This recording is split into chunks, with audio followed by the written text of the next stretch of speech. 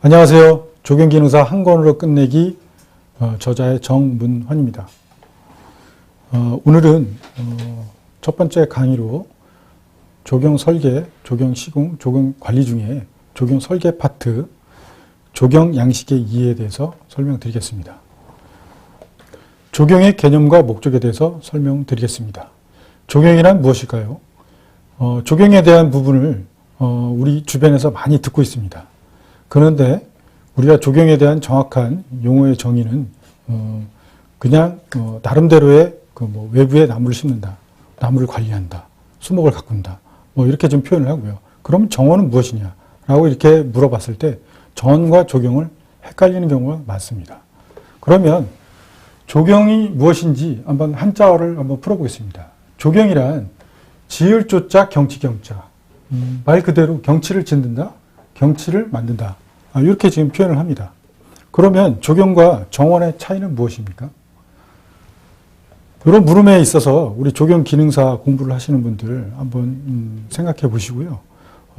조경과 정원을 어떻게 설명할 것인지 나름대로 한번 생각해 보시고 연구해 보셨으면 좋겠습니다.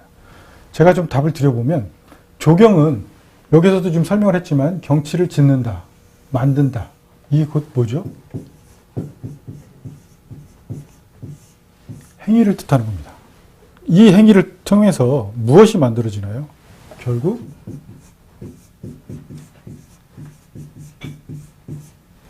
정원이 만들어집니다. 그러면 조경과 정원의 차이점을 확실히 구별을 할 수 있을 것이라고 생각합니다. 조경은 결국 경치를 짓는, 경치를 만드는 행위고요. 그 다음에 그 대상인 정원은 바로 이 조경 행위를 통해서 만들어진 결과물, 대상이라고 볼 수가 있는 거죠. 자, 그럼 여기서 조경뿐만 아니라 건축, 토목, 설비, 그 다음에 전기, 통신, 소방, 뭘까요? 결국 이 내용 자체도 결국은 행위라는 겁니다. 조경은 국토교통부에서 어디에 지금 속할까요? 건축, 토목, 전기, 설비, 통신 여러 분야가 있습니다. 근데 조경은 어디에 속하냐면 국토개발 분야에 속합니다. 이 국토개발 분야 안에는 도시계획, 지적, 그다음에 조경이 지금 속해 있습니다. 자, 국토개발 결국은 나중에 국토개발에 대한 부분을 다시 한번 설명을 하겠지만요. 조경의 범위를 설명할 수 있는 내용이라고 좀 판단합니다. 조경 기준에 대해서 한번 알아보겠습니다. 조경은 조경 기본법이 없습니다. 그래서 조경은 일단 건축법, 대제한의 조경, 그 법을 적용받습니다. 그 다음에 도시공원 및 녹지에 관한 법률에 따라서 공원에서 조경은 어떻게 해야 된다라는 걸 명시하고 있습니다. 이 조경 기준은 건축법에는 속해 있지 않고 국토교통부에서 조경 기준은 이런 것이다 라고 해서 고시를 내려줍니다. 준법이죠. 지켜야 되는 법이고요. 이 고시를 통해서 조경은 어떠하게 어떻게 해야 된다라는 기준이 되어 있는 내용입니다. 이 조경 기준이 어떻게 보면 조경에서 나름대로 조경에 대한 법이 아닌 법보다 하위에 있는 내용이라고 볼 수 있습니다. 이걸 통해서 결국은 조경 기능사, 기사, 그다음에 조경 기술사 이런 부분들이 이루어진다라고 이렇게 판단을 합니다. 자, 조경이라 하면 국토교통부에서 정의를 내렸습니다. 경관을 생태적, 기능적, 심미적으로 조성하기 위해 식물을 이용하여 식생 공간을 만들거나 조경 시설물을 설치하는 것을 말한다. 결국은 가장 중요한 이 식물과 시설물을 이용해서 식생 공간을 만들거나 그 다음에 경관을 조성한다. 이렇게 지금 표현하고 있습니다. 자, 그러면 조경의 미시적 개념과 거시적 개념으로 좀 나눠 있는데요. 이 내용은 이게 출제 기준에 나와 있는 내용이고 가끔가다 출제가 됩니다. 조경의 미시적 개념은 무엇이냐? 조경의 거시적 개념은 무엇이냐?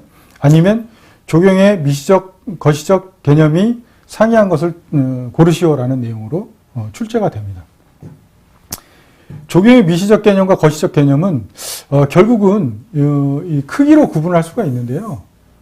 크기로 구분할 수가 있는데 결국은 어떤 대상을 기준으로 해서 그 대상보다 크다라고 하면 거시라고 볼 수가 있고요. 이 대상보다 작다라고 하면 미시라고 볼 수 있는데요. 이 미시적 개념을 구분해 보면 결국 건축물 주변에 국한되어 있는 정원을 만드는 행위를 미시적 개념으로, 그러니까 아주 작은 개념. 그러니까 결국은 집 주변 화단에 우리가 나무를 심거나 그 꽃을 심거나 하는 부분도 지금 조경이다라고 지금 표현을 하고요. 거시적 개념은 아까 설명드렸던 조경이 속해 있는, 국토교통부에 속해 있는 분야가 저희가 국토개발이라고 설명드렸습니다. 국토개발 분야에 도시계획, 지적, 조경이 속해 있다라고 말씀을 드렸고요. 조경의 거시적 개념은 결국은 국토개발로 볼 수 있습니다. 자, 국토개발은 정부는 매 10년마다 국토종합개발계획을 발표합니다. 국토종합개발계획을 발표를 하면 도시군 관리계획 및 도시군 기본계획을 세우게 되어 있고요. 그 기본계획이나 관리계획에 통해서 지구단위 계획을 세웁니다. 지구단위 계획을 통해서 환경영향 평가를 거치고 환경영향 평가를 거친 용도 지역과 용도 지구를 구분합니다. 그에 따른 건축물의 건폐율과 용적률이 결정되고요. 거기에 따른 녹지, 그 녹지에 따른 대지안의 조경, 이렇게 해서 조경이 이루어집니다. 결국은 조경은 국토를 대상으로 하고 있고요.